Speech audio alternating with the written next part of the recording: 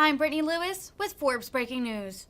Senator John Barrasso made remarks on the Senate floor Wednesday to discuss what he described as, quote, America's inflation crisis. The rate of inflation in April slowed for the first time in 8 months, but experts still aren't sure how long it will take for prices to return to normal levels.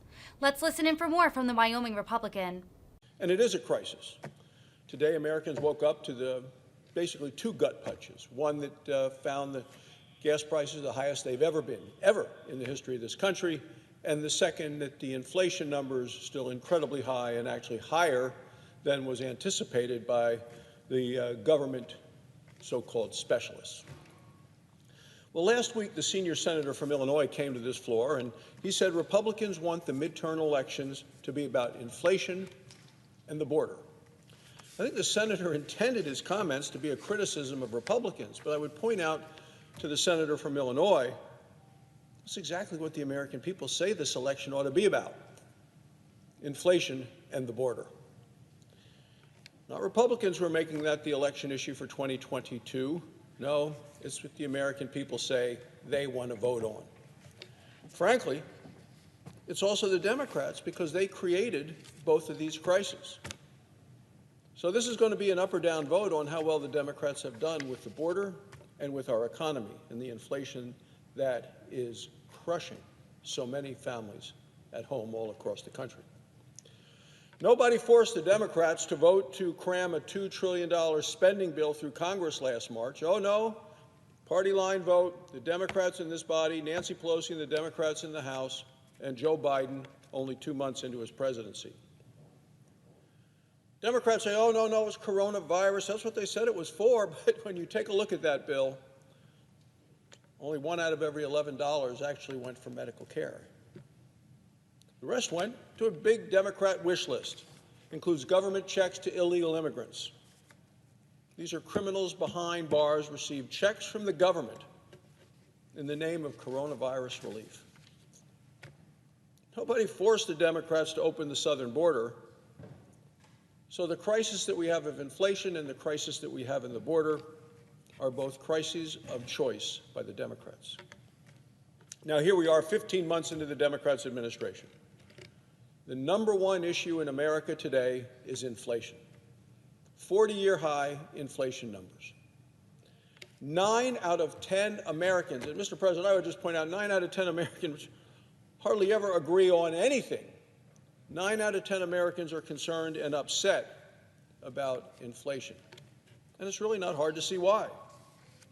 This week, just like last week, terrible economic news for working families. Gas prices again at an all-time high. The price of a gallon of gasoline today is $2 higher for each and every gallon when people go to fill up than the day Joe Biden became president.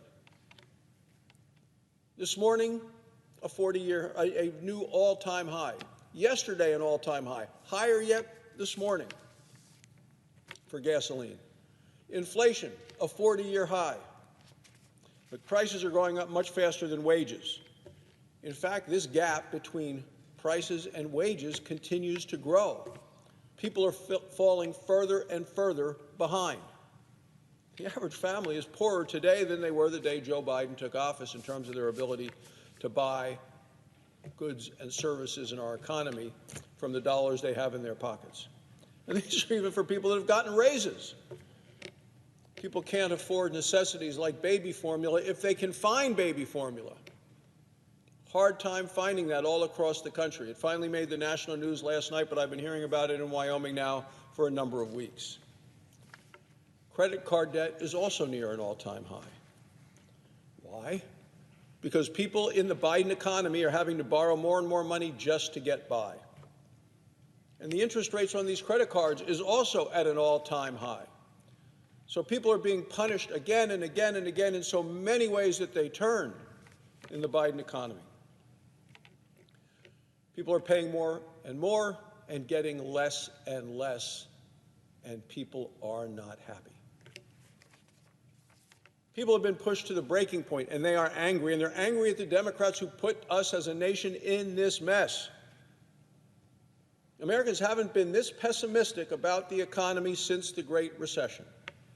And when they look in Washington, D.C., they see a Senate with Chuck Schumer claiming to be in charge of a majority in the Senate. They look at Nancy Pelosi claiming to be in charge of the House, and Joe Biden in the White House saying he's in charge there.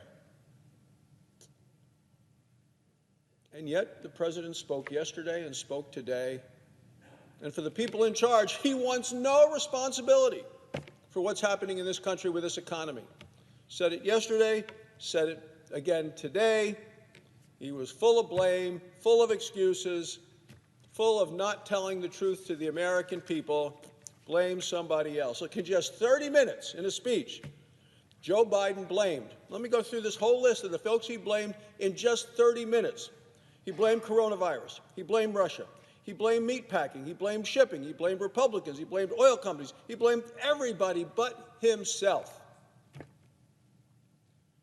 the same time, he actually admitted in the speech that Democrats are in power. Apparently, they don't have power to do anything other than blame other people. He admitted that Democrats control the White House and the House and the Senate.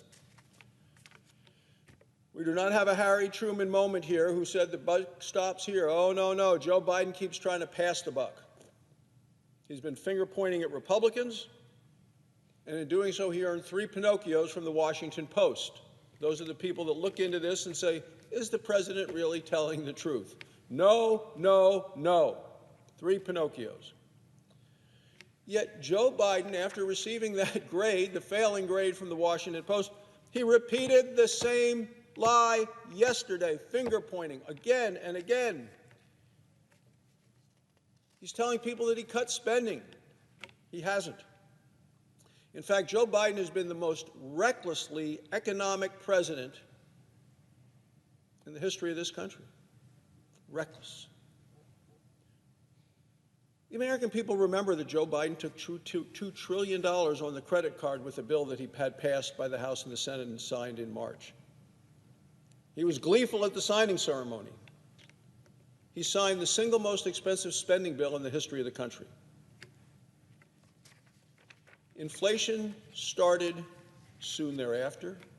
The crisis mounted month after month after he had signed the bill. Oh, you remember when the president said, oh, it's transitory, forget about it, don't look over there, go away quickly. Month after month after month, the president dismissed it, ignored it, denied it.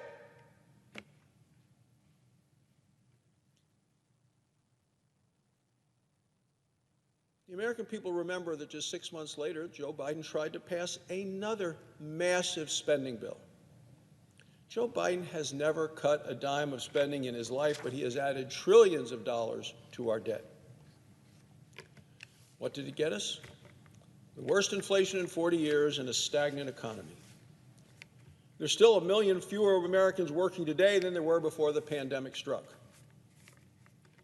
Under Joe Biden, we've created a lot fewer jobs than the economists expected. The economists have gotten it wrong again and again. They got it wrong in terms of how many jobs they expected to be made, and they got it wrong today when they thought what the inflation rate would be. And in both cases, their projections were more optimistic than the actual results turned out to be. Last year, we created fewer jobs in America than were projected without the spending bill. And he said the spending bill was going to get us more jobs. Economists' projections on an economy just keep going lower and lower and lower. Now the experts are predicting a recession. A recession is when the economy shrinks for 6 months. We're already halfway there. In the first 3 months of this year, the economy did shrink. Why? Well, because of inflation. As former Obama economic advisor, Austin Goolsbee said on Friday, it's an awful situation. Well, yes, it is. High inflation is going to lead to higher interest rates, which will slow down our economy even more. Last week, the Federal Reserve issued the biggest hike in interest rates in 22 years. The Fed also indicated that it's just the beginning. We're going to have more rate hikes coming. This will slow down the economy even further. And on top of all this may be too little too late by an administration that is very slow on the trigger. The damage of inflation has been done. The average American family today is paying $100 a week more just to buy the same things that they bought last year. That's $5,200 a year more this year than last year because of the way Joe Biden has mishandled and mismanaged our American economy. Prices are going up, interest rates are going up, the economy is slowing down. And what's Joe Biden going to do? Regrettably, he is trying to double down. And so did the senior senator from Illinois. The midterm elections, as you said, will be about inflation and will be about the crisis and the chaos at the southern border, whether the senator likes it or not. The American people are suffering. They feel stuck. They feel stressed. They feel squeezed. They're begging and pleading with Democrats in Washington, stop the reckless spending, unleash American energy. We have plenty of it in the ground. Let us get it out and bring this Democrat inflation nightmare to an end. Thank you, Mr. President. I yield the floor. Suggest the absence of a quorum. The clerk will